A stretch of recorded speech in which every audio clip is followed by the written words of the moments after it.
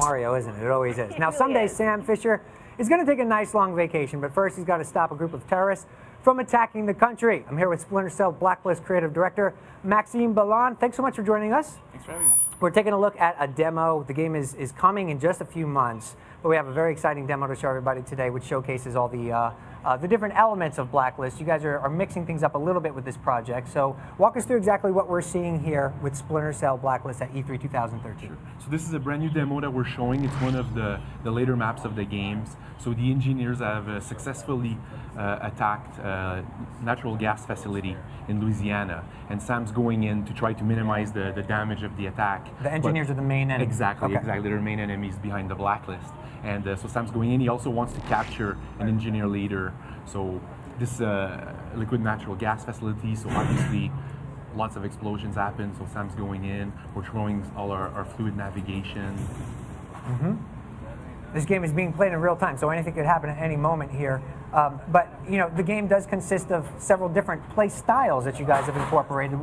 Is this more of kind of the neutral? What are the different play styles, and what are we seeing? Well, we're always talking about the three play styles. The ghost play style, right? The player that doesn't want to get seen, he doesn't want to be detected, he doesn't want to take out anyone, or if he does, he wants to do it non-lethally. Then at the other end of the spectrum, we've got the action player, the more assault player, who wants to kick down doors, you know, kill some people, throw some frag grenades in there. And in the middle, where we've got what we call the Panther player, right? So that's the player that wants to be fluid, he wants to take out some guys, but he doesn't want to be detected, right? So now, like, this is more of the intro of our demo. So Sam needs to reach a point to give access to Charlie, because as you know, like on Blacklist, Sam is now the leader of Fort Echelon. So that's changing the game a little bit. He's got support from his team. So Sam needs to give access to Charlie, who's the hacker on the team, to restart the security systems of the refinery. Right. Now, obviously, the level design and the scenarios must be presented in a way to where all three of those playstyles kind of make sense. Was it? Did you find yourself in designing the game kind of going back to the neutral play that you think most players will adapt to, or you set them up for success no matter what, though? Correct. Well, I think what's interesting is that in Blacklist, you're always starting stealth. You're always starting as a ghost. No one knows you're there, you know. And it's kind of this fragility state that you have that is yours to break, right? So you're playing, and if you make a mistake, then you might get detected, and then, you know, it's your choice to decide if you want to continue playing that way, or if you want to just hit pause and hit retry, and, you know, try to be the perfect Sam Fisher. Yes, and you guys are introducing several new gadgets into this game as well. Talk a little bit about, we've seen some of the things, the roving kind of spy copter, is that what it is? The tri-rotor, yeah. Okay, tri-rotor. And then what else is in the game We're that you going can to talk see about? one here that's kind of interesting, because this is a bit later in the map. In the game, what we've done is we've given Sam a sticky camera that's been upgraded, because we've got a whole customization system in the game. So we've got some heavy enemies that are coming now. So if Chris plays the way that we've rehearsed, he's going to throw a sticky cam right there. Go for it, Chris. There you Sticky go. cam. Sticky cam, there you go. There it is. And Chris has upgraded the sticky cam. Is it HD? I don't think so.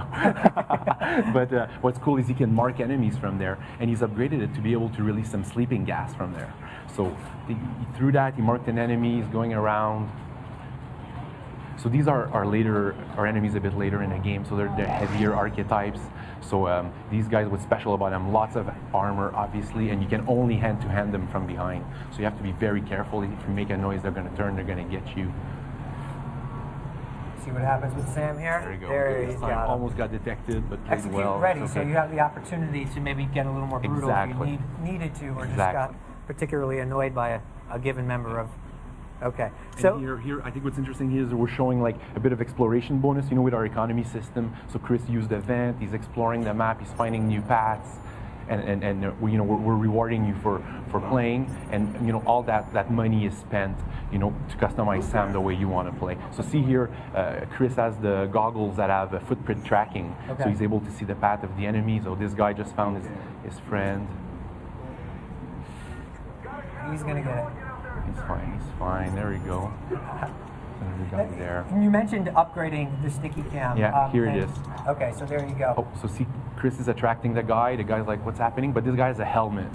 So Chris is going to release the gas, execute the guy, remove his helmet, and in theory, he might fall asleep. There you go. So non-lethal takedown. The last guy over there doesn't know what's happening. Oh, Chris is going incendiary grenade. Okay, why not? Hey. After a pretty good make some noise. It's okay. Non-lethal. It's okay. There you go. Wow. There you go.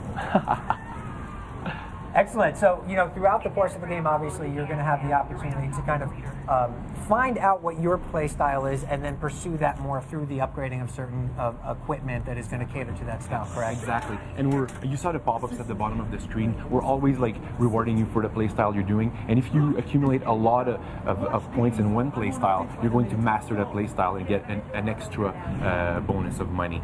Okay. So every time I play, I'm always pausing the game and looking at my bars and going, okay, can I gold? Can I master one of those? So now this is the engineer we need to capture. So Chris is actually doing active sprint right now. He's holding the A button and he's automatically, climbing through the environment. Yeah, Sam seems really agile. Go. Oh, Mark and execute. There you go. Get that guy.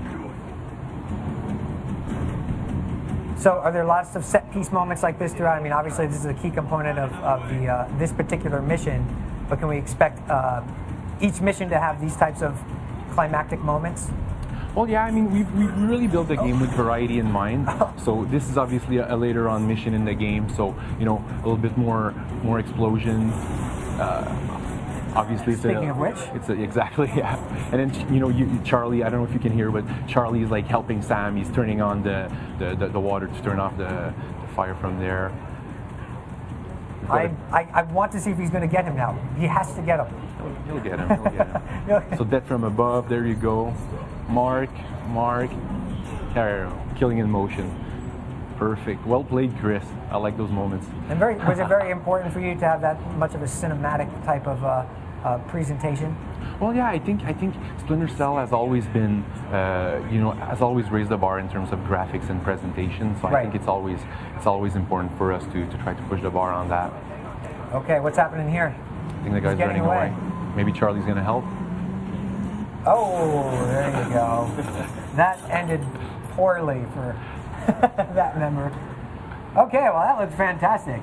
And as you mentioned, the opportunity to be rewarded for your play style, does that happen at the end of every mission? Yeah, exactly. And I think what's great with our economy system is that it's transversal throughout our game modes. So now we showed single player, but today we're showing co-op also, and Spy vs. Mercs, our multiplayer component, and our economy system is like wrapping all that. So regardless if you're playing solo or in multiplayer, you're going to be making money, and then you can spend that money on your Spy vs. Merc characters, or on your Sam Fisher to make him better. You can also upgrade Fort Dechelon's headquarters, the plane, the Paladin. Oh, cool. So you can do that and upgrade it. It's like, for example, Chris had a radar there. That's because he upgraded the cockpit. Right. So, sounds like a lot of options. We appreciate you sneaking by to give us the first look. Thanks so much, as always.